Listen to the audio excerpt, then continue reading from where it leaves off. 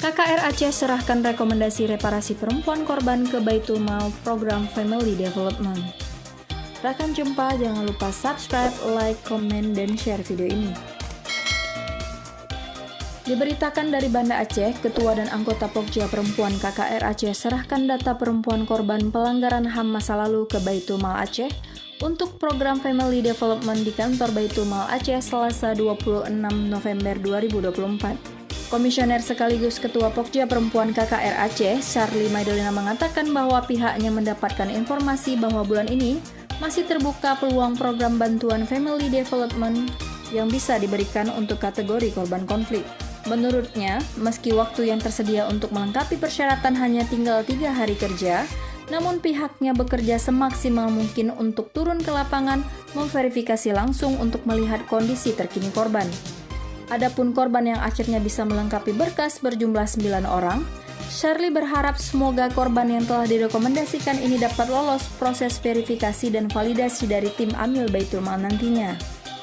Charlie juga menambahkan bahwa sesuai informasi yang diperoleh, bahwa program Family Development ini dapat mencakup beberapa jenis bantuan yang dibutuhkan korban sekeluarga, seperti rehab rumah, bantuan modal usaha, dan juga biaya pendidikan. Tadi gimana hasilnya setelah bertemu dengan KPA Baitul Mal? Ya, hari ini kita KKR Aceh khususnya Pokja Perempuan telah menyerahkan data korban perempuan pelanggaran HAM masa lalu di Aceh karena mengisi program Family Development yang ada di Baitul Mal Aceh. Kebetulan karena waktu yang ada sedikit, di sisa waktu di akhir tahun ini, sehingga ada korban yang bisa berpeluang itu sekitar 9 orang yang melengkapi berkas. Dan kita berharap mudah-mudahan nanti setelah turun verifikasi dari Baitul Mal, 9 korban ini mendapatkan bantuan, mendapatkan pemulihan yang menjadi pemenuhan bagian dari pemenuhan haknya sebagai korban pelanggaran HAM masa lalu di Aceh.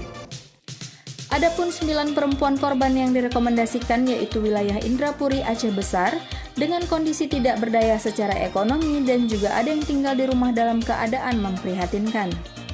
Sementara itu, dari pihak Baitul Mal disambut oleh Kabag Umum Sekretariat Baitul Mal Aceh, Didi Setiadi Esos, ia mengatakan bahwa setelah diserahkan maka pihaknya akan memvalidasi data tersebut oleh tim Amil Baitul Mal. Didi juga berharap semoga semua data korban sesuai dan mendapatkan bantuan yang semestinya. Menurut Didi, bahwa setiap tahunnya Baitul Mal memang memiliki program untuk membantu masyarakat yang kurang mampu.